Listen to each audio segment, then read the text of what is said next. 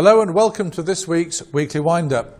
I'm David Ridgway, and with me today we've got Emma Ashcroft, a marketing consultant who manages people's campaigns, and Moira Wade from Breathing Space, a pilot project offering creative activities at Hoot. So our first topic today is how the fiscal policy, as put out by our new Tory government, is impinging upon David Cameron's so-called big society. Just to explain what a fiscal policy is, I'm told that the fiscal policy is the use of government spending and taxation to influence the economy. Big society, of course, is supposed to focus more on the community.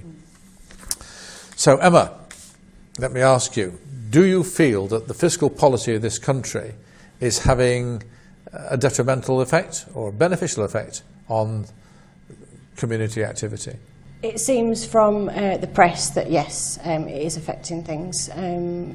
People in general are up in arms about cuts in general. And obviously Tory government historically and now is always sort of seen as right-leaning, which does affect taxation in that capacity. But I would argue that this particular government under Cameron, there is a degree of more compassion. I mean, he's sort of set out with this big society. Yes, it's topical, yes, it's a good point to introduce it, but it sort of jars with what a Conservative government is supposed to stand for. Cameron describes himself as a progressive Tory, compassionate leaning. So it's interesting that a Conservative politician, Prime Minister, has introduced this as something we want to head towards. It's a big idea, very big idea.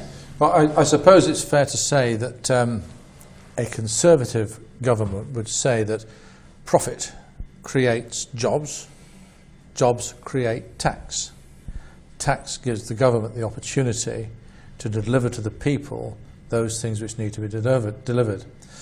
And of course, the Labour Party would say profit is a bad thing, but we're still going to tax you anyway because we've still got to deliver the stuff to the people that need the stuff that's delivered to them. And of course, there are two balances. And at one stage, you'll find the Tories are getting in because the people think that there's far too much going to some people, and then the Labour Party gets in because the same voters consider that those people who have received it all, or received all these benefits, are not getting a decent crack of the whip. Difficult. What do you think, Moira? Well, I'm absolutely not an expert on this kind of thing. Well, you don't want to be. But I suppose from a very layperson's perspective, it feels like a lot of people are finding things very difficult at the moment. That's sort of my experience, and I work in a mental health organisation, and obviously people that are finding life particularly difficult already, to then have more concerns around money is actually detrimental to communities and society. And it just feels like there's a real unequalness about finance in this country and probably in the world in general, really. And it feels like there are a lot of people that are really struggling while some people are really not struggling, and somewhere it just feels like something's not right. It's all very confusing, I agree. And I have to say that I find it rather strange that when you say that people are struggling, and I'm no judge to say whether that's right or not, I take that totally at face value because I read the same newspapers. When people are struggling, is it better for them to be struggling but being in work, or to be struggling and being on benefit? I think that's difficult, isn't it? I mean, I have to say I've stopped reading newspapers. That's the other thing, is I've actually stopped reading a lot of newspapers because I can't bear it anymore. And obviously I think it does depend which ones you read. But I think there is a certain myth around people not working and sort of having a life O'Reilly on benefits. and that well, a lot of it have been taken through the courts. Yeah, well, and you know, I also know somebody who always works now, and actually she used to support people into work and looking for job options, and now she's actually trying to support people who have been sanctioned for either not turning up for an appointment or doing this kind of thing. Yeah. And she's absolutely soul destroyed by what her job has become, and it just feels like we're punishing the most vulnerable people in society, but yet other sections of our society, you know, are not suffering at all, and actually occasionally seem to get rewarded for even not doing a very good job. So, you know, people at the higher end of the earning scale. So it just feels like we're punishing vulnerable people, and it just doesn't feel right somewhere. Well, I gave you that differential between my take on the differential of the differences between the political parties. But do you think, because we've become so diverse, that each political party has now started to try and merge so that they see both sides of the debate at the same time? Emma? Yeah, I mean, I think particularly this last round of elections with more parties, and possibly post the Equality Act 2010, which had, you know, a massive effect across the board, you know, to the point of affecting television programmes. You know, even Graham Norton's show seemed to change radically overnight in how it presented itself. It almost lost a lot of its fun. The political parties more than ever reflect diversity in society. And we had a conversation earlier about, you know, who I voted for, and I would define myself as a floating voter, because in my opinion the parties change quite rapidly depending on who's in that party. You know, gone are the days where you're sort of, you know, fundamentally blue or, you know, angrily red, or I think that sort of stereotype has gone. Yes, obviously, yes, mellow yellow. I think those days are gone, for sure. Yeah. Well, do you think it's acceptable that we should perhaps agree with both sides of this debate? You know, it has pained me on occasion when I'm very, very tired that I might look at, you know, at a counterpart my age, same circumstances, you know, single parent or whatever, who doesn't work and has made that choice, or can't, you know, hasn't necessarily made a choice, it's just circumstance means that particular person can't work. But I think we're asking quite a lot of a generation so quickly to change how they are. You know, since the post-Second World War, you know, where we've sort of taken a lot of the autonomy and impetus out of the hands of the people by creating, you know, a welfare state which fundamentally was there in place for absolutely the right reasons. But like anything, too much of a good thing, you know, is a bad thing. It comes down to that key word again, balance. It has been sort of negatively perceived, the big society thing, you know, relaunched 4 times in as many years or something like that. But I think, you know, the fundamental potential of it is so big that I don't think we're going to see a return on it with this generation. I think it's asking too much of this generation. I think that's absolutely right.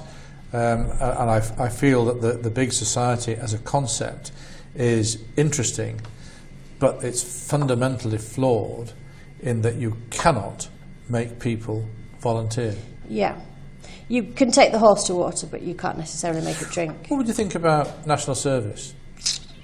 Now, whenever you say national service, you think into the military. I have thought about that. No, I have thought about that before, and I think there is a lot of good in it. We were having a conversation before the recording in the office earlier today. You know, we've seen the demise of religion. You know, and religion is a very contentious issue. But with religion comes discipline. You know, the Sunday school. There are principles, very fundamental, loose principles about Christianity and many religions that sort of instill a self-policing in an individual that has been lost with this, you know, last 2 generations really.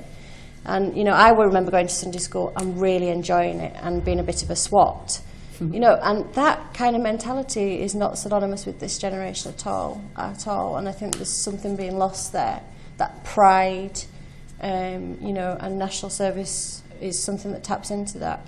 Do you think, perhaps I should ask you this more, do you think that national service could be reintroduced into this country and become part of a a process through which young people would go in order to reach adulthood on the other side, but rather than it being militarily based, that it would be socially based, so they're doing work in the community. I mean, one obvious sort of reaction to that, it's just no, that all right. as particularly as a parent to a single parent, a lone parent to a male child, he has a very strong male, father figure, very present. But particularly for young boys who might get a little bit lost, and the lone parent is female, that kind of thing is helpful in that respect. That's one of the very sort of micro strands that I can think of it being a good thing. I was just going to ask on this whole big society and fiscal policy stuff, that in the council yesterday we debated the lack of a library policy as put forward by Kirklees Council at this time. But they are doing a review of our library service, I suspect with a view to closing some. We on the opposition side do feel that that the libraries are an excellent platform upon which the local community is built, and that we should do our level best to keep them open. And there are friends of libraries in various places. We heard of two yesterday at Cleckheaton and Batley, and I know that there are friends of organisations in Lindley, in Marsden and in Home Firth, and they are becoming very strong. But sadly, these friends of are in those places where the libraries are more likely to be closed, because they're doing quite well, whereas those which haven't got a friends of and therefore need extra help are in those places where they're going to be kept open. Right, we're going to leave that now. Okay. There we are. I've had my rant, and you've had your goes. So we'll now go on to a bit of local news. The Kirklees branch of the Prince's Trust Team Programme held a fun day at Fartown Village Hall back on the 20th of July. And this team is aimed at 16 to 25-year-olds who are not in employment. The programme gives the user the opportunity to gain new skills and qualifications in a fun environment whilst building confidence and instilling a real sense of achievement. During the course, the young people will have opportunities to take on community projects, go on residentials, gain work experience and take part in exciting team challenges. If this sounds like something that you or someone you know would benefit from, please visit the Prince's Trust website, princes-trust.org.uk, or contact Kirsty on 07805 787 523, and those contact points are available on our website. Join us after the break when we'll be talking about dementia. Remember, the weekly wind-up can be contacted by email at info@kirkleeslocaltv.com and on Twitter at the weekly wind-up. And indeed, we are featured on Facebook.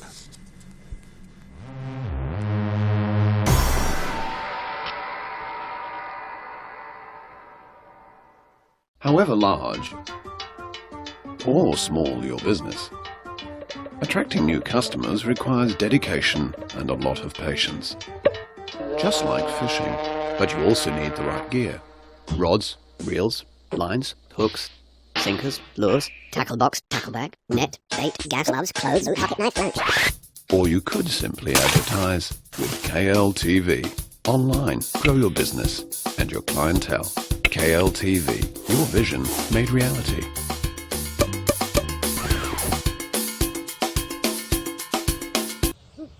Should have gone to KLTV.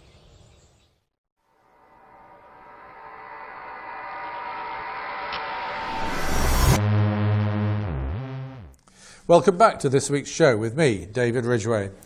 Before we talk about dementia, I have some further news from Kirklees. This is entitled Walk for a World Without Dementia.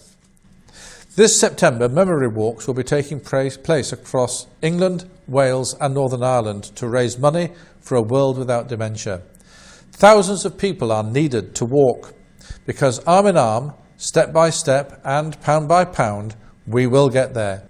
People of all ages and abilities can join in, from grandparents to grandchildren, and even your furry four-legged friends. Kirklees Memory Walk takes place at Greenhead Park on Saturday the 12th of September 2015. Go to www.memorywalk.org.uk and find a walk near you and sign up. So now we move to our second topic, which is about dementia. Dementia is one of those horrible illnesses no one wants to get, but what is it? Dementia is caused when the brain is damaged by disease, such as Alzheimer's or a series of strokes. Dementia is progressive, which means that the symptoms will gradually and consistently get worse. Different types of dementia affect the brain at different rates and indeed in different ways. What does this mean for the patient as well as the carers? Well, we have Moira and Emma to discuss this topic in more detail. But first I must ask Moira, did you know about the memory walks? I did, yes. I thought you might. Yes. And I've got to ask you, what is HOOT? Well, HOOT Creative Arts is an arts and health organisation based in Kirklees, and we hold the contract for the creative arts and mental health service across Kirklees, Which basically means that we offer creative activities to people 18 plus with mental health issues, and we've been doing that for over 13 years now. Where does the name HOOT come from? Well, that came from our founders, Kim and Phil, and they just decided it was a good name to Bit call of a the hoot then? organisation. Yeah, something like Okay. that, yeah. So, was my description of dementia pretty accurate? I think so, yeah. I mean, I'm not an expert, but... You're more expert than me. I've got some personal experience. My mum had dementia, and obviously, as part of our contracted service, we run Breathing Space, which is a project for people with dementia and their carers to come to together.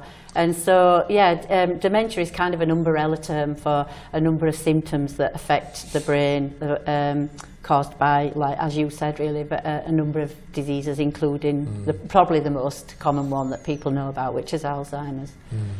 I had a friend with Alzheimer's. He contracted at 56, Yeah, and it's very early. yeah. And he was a very big and very active man, and he was dead within 6 years. Yeah, It was very sad. yeah. So, are you a carer yourself? No, I'm not. I cared along with my sister for my mum while my mum was still at home. But no, I'm not now. No. Okay. So, can you give us some idea as to what it's like to care for somebody with dementia? It's devastating. It's frustrating. It's heartbreaking. It can be joyful at times, but mostly, and it does depend as well at which stage the person is with dementia. It can just be really hard work and really, really tough on carers. Really tough on carers. Yeah. Okay. And can you give us any idea of what it's like to live with dementia? To have dementia? This is a tough question because, of course, we don't really know, do we? No. I am involved with one of the artists that delivers the visual arts on our project. Andrea is. She's doing quite a lot of research around dementia, and she's read around it quite a lot, and said that the three words that people came up with around that had dementia that really stuck were that they felt lost, and they felt stuck, and that they felt slow.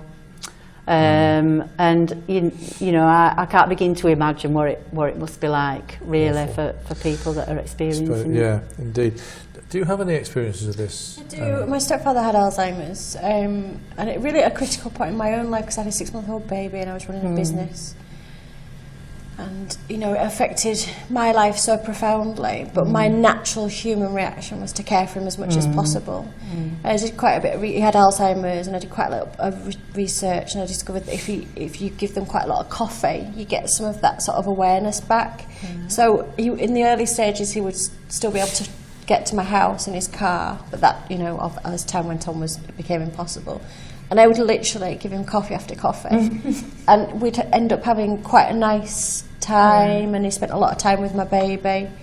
And, it was very difficult, and I was quite pivotal at that point when he went into a home because I actually had an accident at my house, and I felt guilt, felt like I'd encouraged him to come. And there was also, he used to sort of in his confusion park outside my house for up to 2 or 3 hours at a time, which didn't give me an option to let him in or not. You know, it was very rare I didn't let him in, obviously, but it was just very difficult. And obviously, with me having a baby, it was you know, a really tough clash of life and death. Really, very odd phase of my life. Yeah. What can affect a person's experience of dementia? I think the level of awareness and understanding of people around them. We here. So the project Breathing Space that we run, we offer that is creative activities to people with dementia and their carers to come together. And so when they come to our project, the idea is that everybody in that room is a participant. So the carer, for just a couple of hours, rather than being in a caring role, actually gets to have a nice time with the person with dementia, and the person with dementia actually can come out of their role of being cared for as well, and so they can have a nice time together and with other people in the room. And I think a big part of it is that as a society we need more awareness of how we can be supportive so that people with dementia can stay in the community safely as long as they can and be an active member in their community. So family units have broken down, haven't they? My mum and dad are both deceased now, but it's not surprising. I'm 69. It'd be a bit sad if they were still with us. But when you look around the world at different types of people, they tend to take it just as a natural thing that they look after their I was going to say relatives. that. I was going to interject that. In this country, I think there's a bit of a fear of getting older. You know, we're so sort of focused on how we look, and you know, particularly this new generation. We were chatting with some of the younger ones earlier. You know, self-entitlement, selfish generation. You know, we're becoming even more away from that. You know, and whereas in other societies, the elders are celebrated, revered, absolutely celebrated. Now, a lot of people would say that they would immediately say, "Do you think this should be something which is taught in the schools?" I get very cross about that. Oh, I think so. Because I think it's the responsibility of the parents. So, but so many people now live so far away from their own parents that as I say, the family unit. I mean, some grandchildren go years without seeing their grandparents at all because they live so far away, which is really rather sad. But I think the schools should certainly address it, but I don't think it's their responsibility. To teach dementia awareness? Not specifically dementia awareness, but just to teach that there is more to life than kicking a football down the street on Saturday afternoon because you've got no chance to do. They're doing that already in the primary schools. I can't remember what the exact abbreviations are, but it's something like PGSE or something. My son came home with his report, and it's basically a module that concentrates on emotional intelligence and perception and awareness. And they're teaching that at his level. So he's 8, so he's year 3. Very good. And, you know, pleasingly he's done very well in that area, which I'm happy about because it means he's not selfish. But it's interesting. I didn't know anything about this until he came home with this report, you know. But they're concentrating on EQ as well as IQ from an early age. Well, that's really good. And we did talk earlier on about national service on a social basis. If there was the facility of creating an army of young people, details of which I've not really given any thought to, but who could engage with older people, who could engage with disabled, ill people, nursing mothers, etc., at a time when they need help, then this would surely help to create a certain degree of cement within society. And I think the thing as well about with dementia and perhaps having more awareness about it in schools is that, you know, there are 5,000 people in Kirklees alone with dementia. There are 850,000 people across the UK. So the chances are that you know, even if or even just being out, and I think you know, just doing your shopping, just going out somewhere, and I think if everybody's got a little bit of more awareness about the signs, then perhaps we can all be, you know, even if you think about somebody fumbling in the purse to pay for something at a till. And some, you know, when sometimes you can be stood behind and we can all do it, can't we? Especially if we've got to be somewhere. But actually, what if that person is really confused and they've you know, had a blank for a moment, and then actually by us all having a bit more awareness around that kind of thing. I have to say, I'm sorry to stop you in your stride there, Maura, but I have to say that really confused, and you look straight at me. And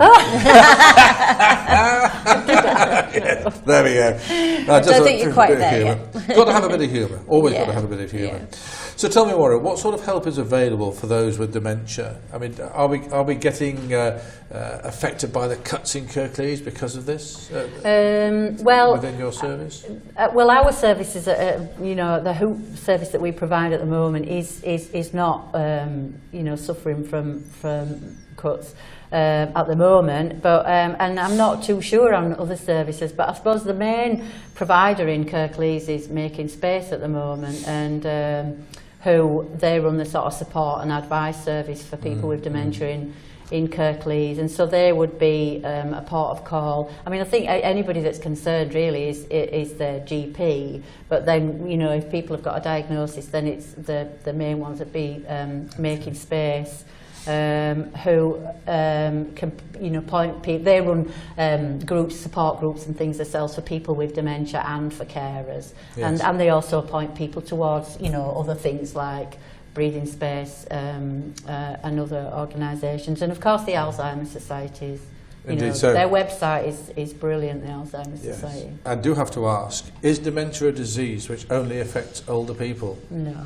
I didn't think it would be. No, I did actually write down, because I did have a little, I think it was 17,000 people nationally under 65 diagnosed every year. And there are people, small figure really. No, and there are small, and there are, you know, there are people in their early 50s diagnosed. There are people like my pal. Yeah, there was a chap that used to come to our project actually that was only in his early 50s when he deteriorated so much that he needed to go into care and couldn't come to our, and he was only in his early 50s. Yeah. Right, so finally we have our last news story from Kirklees. Huddersfield's Pink Trail, Sunday the 26th of July 2015, last Sunday. It's the last Sunday of July is typically reserved for the annual Pride event, formerly known as the Pink Picnic. But for the past 3 years, Huddersfield has seen a different kind of Pride event happen altogether. The Pink Trail is essentially a bar crawl across the bars and pubs of Huddersfield. With each bar, revellers can enjoy different entertainment from karaoke, drag performers, live bands, and this year even a Disney-themed party. So there's something for everyone on this, the 29th year of Pride celebrations in Huddersfield. Although Huddersfield has sadly lost its only LGBT-centric bar, there are still 4 bars that are willing to host events in the town centre, which just goes to show that Huddersfield still has pride with entertainment at the Hart Bar, the Albert, the Wellington and the Queen's Tavern. And that's it for today's show. I'd like to thank my guests, Moira from Hoot and Emma, our marketing consultant. And also I'd like to thank you for watching. Remember, the weekly wind-up can be contacted by email at info@kirkleeslocaltv.com and on Twitter at the weekly wind-up. And we are available also to be found on Facebook. But most of all, we want to hear from you. We need your feedback because on your feedback we build our future programmes. Thanks for watching. Goodbye.